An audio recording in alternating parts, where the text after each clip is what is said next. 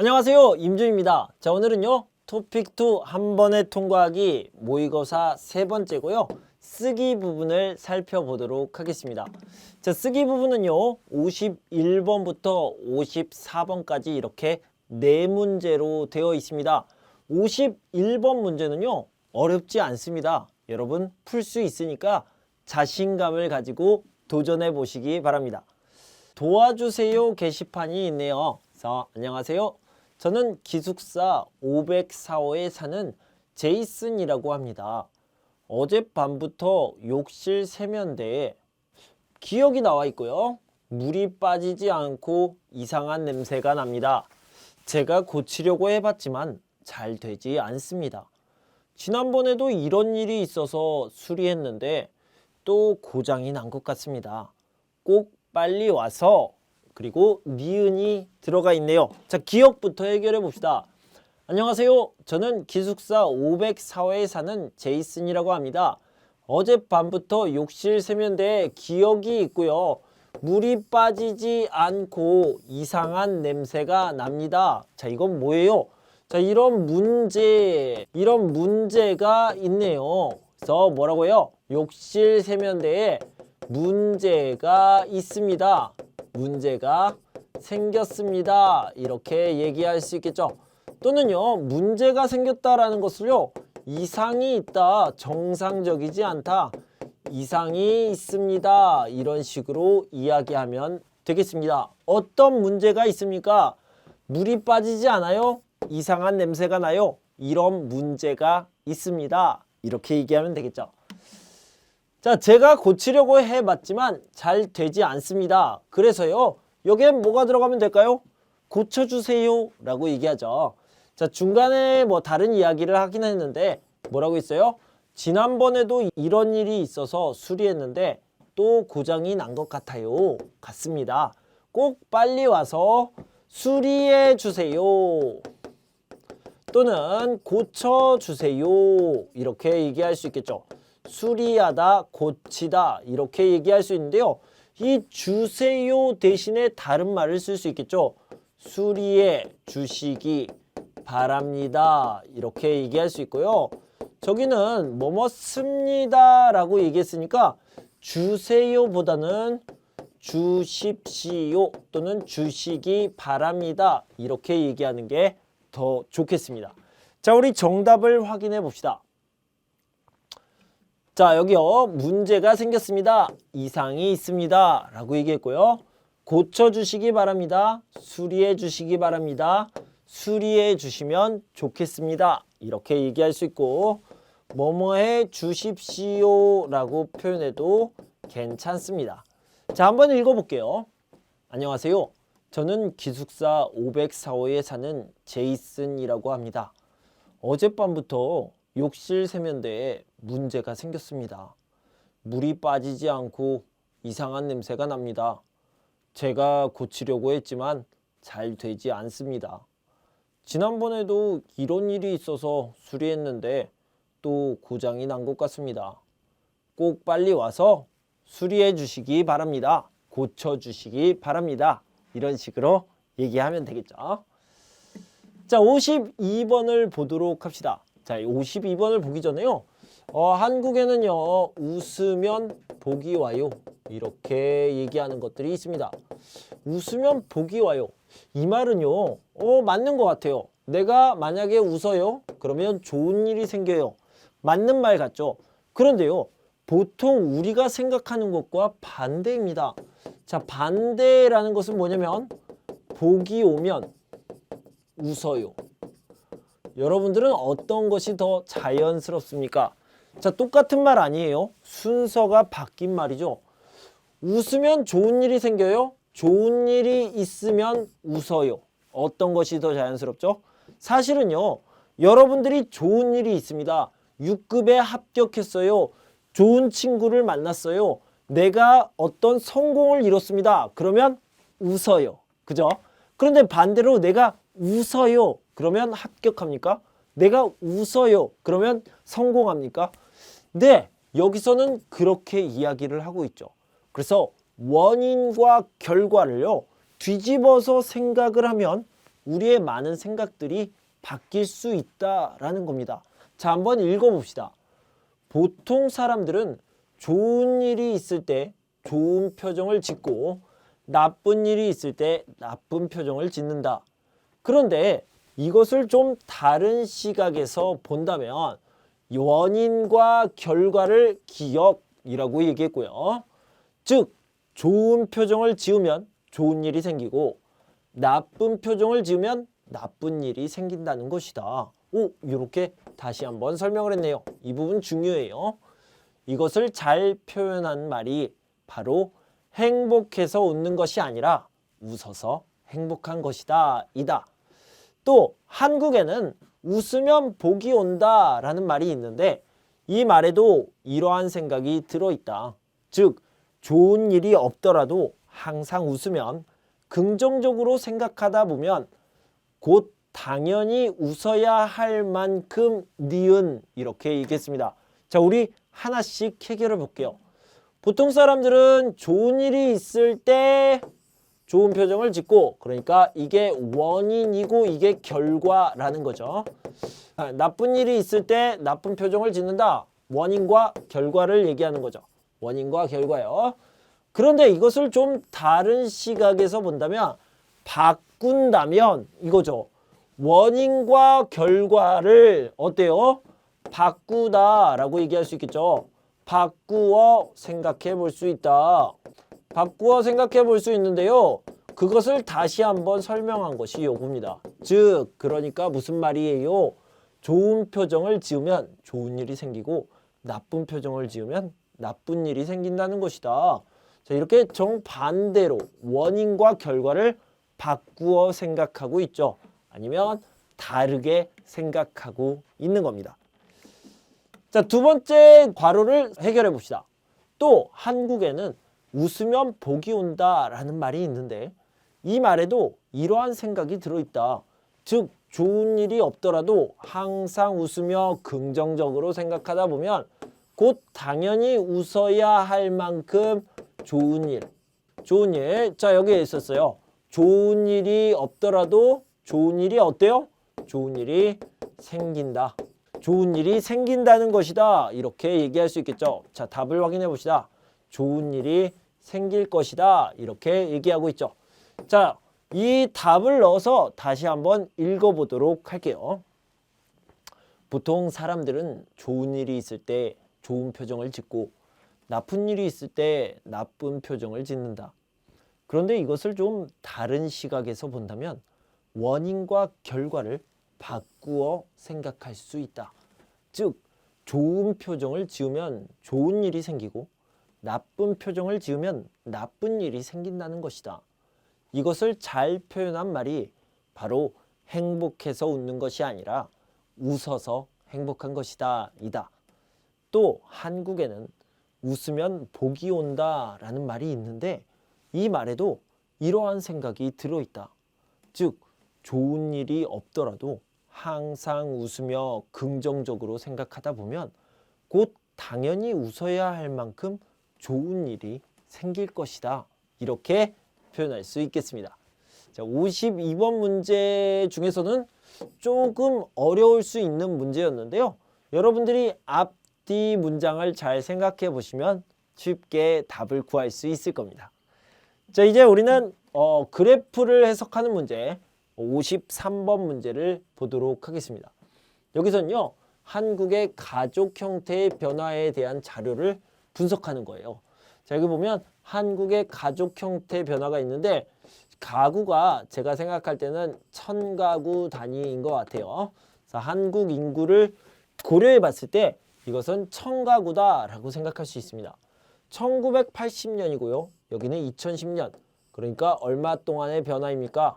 30년 동안의 변화를 얘기했습니다. 자, 어떤 변화가 있었는지 간단하게 이야기를 해볼 텐데요. 좀 크게 볼까요? 30년 동안의 변화인데 380에서 4142. 와, 1인 가구가요. 이렇게 10배보다 더 많이 늘어났네요. 굉장히 큰 특징을 가지고 있죠. 자, 5인 가구는 어때요? 이렇게 줄어들었네요. 많이 줄어들었습니다. 4인 가구는 좀 늘어났고요. 다른 가구들도 5배 이런 식으로 늘어났습니다. 여기는 3배, 여기는 뭐 2배 조금 넘게 늘어난 것 같네요. 가장 큰 특징은 1인 가구 그리고 2인 가구가 이렇게 많이 늘어났다라는 거죠. 전체적으로 다 늘어났고 5인 가구는 줄어드는 추세죠. 그만큼 자녀들이 줄어들고 있다라는 얘기가 되겠습니다. 자, 결혼 연령의 변화도 살펴봐야 되는데요. 자, 여기는 남자 그리고 여기는 여자입니다. 둘 다 어떻습니까? 이렇게 올라가고 있습니다. 결혼을 많이 하는 건가요? 아니요. 연령의 변화입니다. 옛날에는 남자가 28.6세에 결혼을 했는데 요즘은 32.3세, 그러니까 4살이나 더 많아졌죠. 결혼하는 시기가 늦어진 겁니다. 자, 여자는 25.8세에서 30.7세로 5살이나 많아졌습니다. 그러니까 5년이나 늦게 결혼하는 거죠. 결혼 연령이 늦어졌다. 결혼하는 시기가 늦어졌다. 이렇게 표현할 수 있겠습니다. 자, 그런데 이렇게 1인 가구가 급증한 이유 그리고 가족 형태가 이렇게 변화한 원인에 대해서 이야기를 해야 되는데요. 여기를 보면 결혼 연령이 변화됐습니다. 이렇게 늦게 결혼해서 출산율이 저하되었다라는 얘기를 해야 되고요. 사회의식이 변화되었다. 그래서 독신주의자가 증가했습니다. 자, 무슨 뜻입니까? 사람들이요, 결혼을 꼭 해야 된다고 생각했던 게 옛날이고요. 지금은요, 결혼을 해도 되고 안 해도 돼요. 이렇게 생각하고 있는 거죠.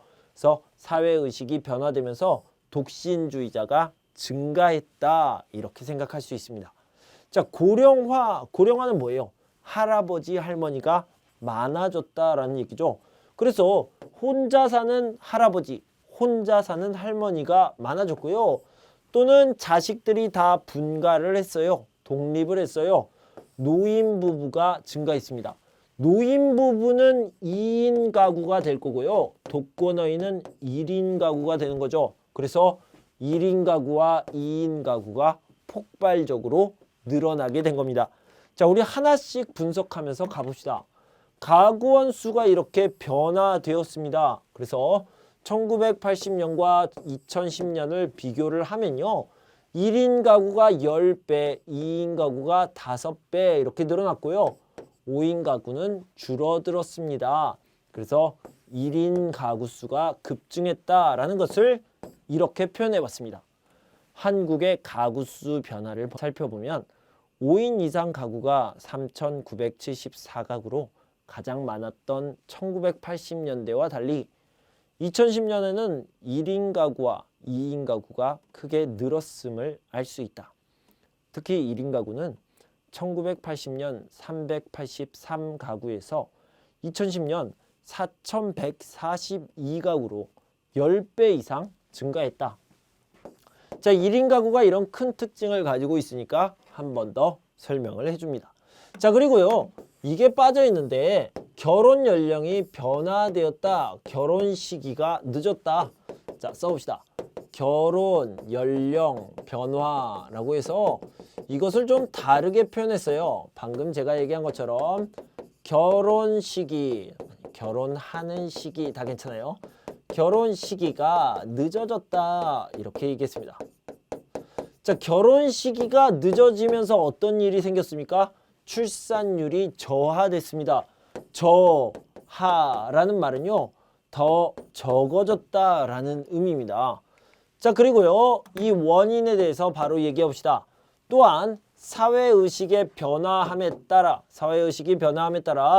독신주의자가 증가했고요. 고령화 때문에 1인 가구와 2인 가구, 즉 독거노인과 노인부부, 그것이 증가했다는 것도 또 다른 원인으로 볼 수 있다. 이렇게 얘기할 수 있겠습니다. 자, 우리 전체적으로 한번 살펴보도록 하겠습니다. 한국의 가구 수 변화를 살펴보면 5인 이상 가구가 3,974가구로 가장 많았던 1980년대와 달리 2010년에는 1인 가구와 2인 가구가 크게 늘었음을 알 수 있다.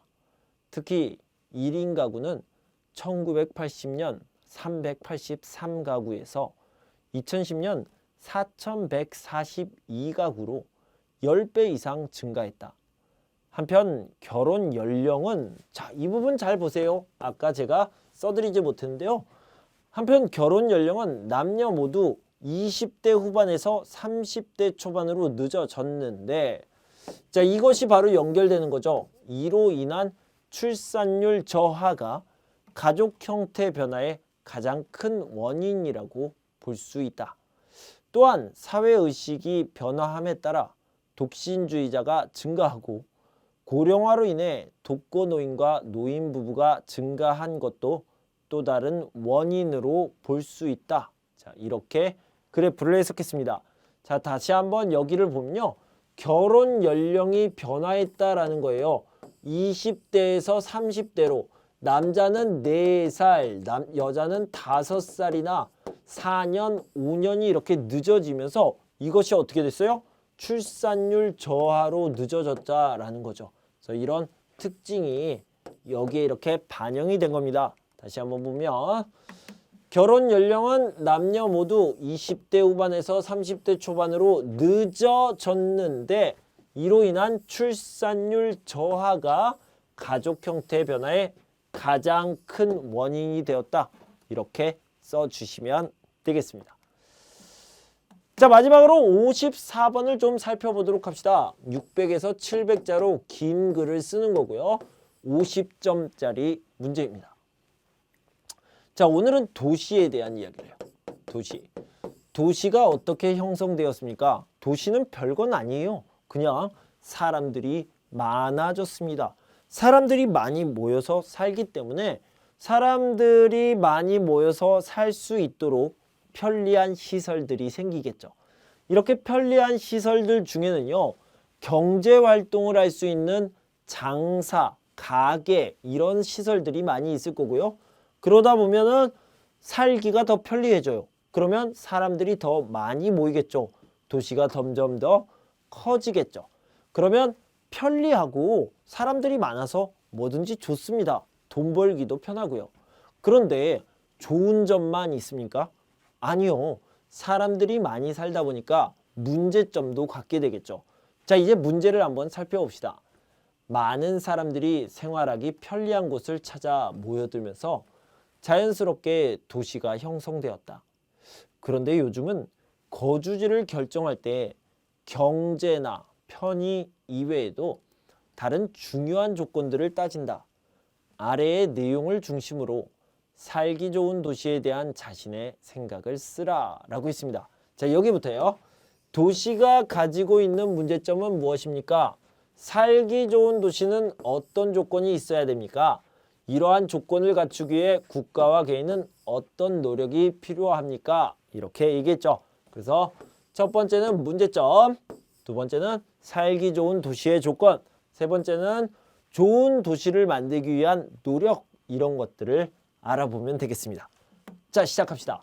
도시가 가지고 있는 문제점에 대해서 먼저 이야기를 해보도록 할게요. 도시가 가지고 있는 문제점은 어떤 것들이 있을까요? 도시란 무엇입니까? 그리고 도시에는 장점, 좋은 점이 있고요. 도시의 문제점, 문제점을 이렇게 좀 부각시켜야 되겠죠. 어떻게 쓰면 좋을까요? 봅시다. 도시는 많은 사람이 한 곳에 모여 살면서 형성된다. 이로 인해 도시에는 편의시설들이 생기고 교통도 발달하게 되지만 주택 문제, 교통 문제, 환경 문제 등과 같은 여러 가지 문제점이 발생하기도 한다. 인구가 늘어나면서 살 집이 부족해지고 교통체증이 심해지는 것은 물론 환경오염 문제도 심각해지는 것이다. 이렇게 이야기를 했습니다. 다시 한번요. 도시의 문제점을 이야기하기 전에 여러분들이요. 도시란 무엇입니까? 이것을 생각하면 좋아요. 왜냐면요. 도시가 무엇인지 알아야지 도시의 장점은 뭐고 도시의 단점은 뭔지 쉽게 알 수 있습니다. 그래서요. 도시라는 것은 복잡하게 생각하지 말고 사람이 많이 있는 곳이다. 이렇게 생각하면 됩니다. 사람이 많이 있으면 뭐가 좋아요? 이걸 생각해 보면요. 돈 벌기가 쉬워요. 직장이 많아요. 경제적으로 도움이 되는 것이죠. 그리고요. 가게가 많이 있습니다. 교통도 편리합니다. 그래서 편의시설이 많이 있다. 이렇게 생각하면 되겠죠. 자, 이런 장점이 있는 반면 당연히 단점도 있겠죠. 왜 단점이 생깁니까? 사람이 많으니까요. 사람이 많으면 뭐가 힘들어요? 집이 부족합니다. 주택 문제가 있죠. 자, 그다음에 사람이 많이 있으면 시끄러워요. 소음 문제가 있죠. 사람이 많이 있으면 차가 막혀요. 교통 문제가 있겠죠. 사람이 많이 있으면요. 쓰레기가 많아집니다. 물이 더러워져요. 그래서 환경 문제가 발생할 수 있다. 자, 여러분들이 충분히 생각할 수 있는 것들을 이렇게 정리한 겁니다. 자, 여러분들이요. 머릿속에 정리한 다음에 써보세요. 직접 써보시면 도움이 많이 될 겁니다. 자, 그다음에요. 살기 좋은 도시 어떤 도시입니까? 자, 이런 많은 문제점들을 극복을 해야 되는데 어떤 조건이 가장 좋겠습니까? 자, 어떤 조건이 중요할까요? 돈 많이 벌어야 됩니까? 경제, 교통이 편리해야 됩니까? 아니면 치안이 뭐예요? 도둑, 강도, 살인 이런 범죄가 많은 것이 안 좋죠. 이 안전이라는 것은 치안이라고 얘기합니다. 경찰들이 도둑들을 잘 잡고 있습니까? 안전합니까? 요즘은요. 치안에 대해서 어떻게 이야기하고 있냐면 밤 10시가 됐습니다. 밤 10시가 됐는데 여러분들이 편의점에 가서 음료수를 사서 다시 집으로 돌아옵니다. 그런데 안전할 가능성, 그러니까 문제가 없을 가능성이 얼마나 됩니까?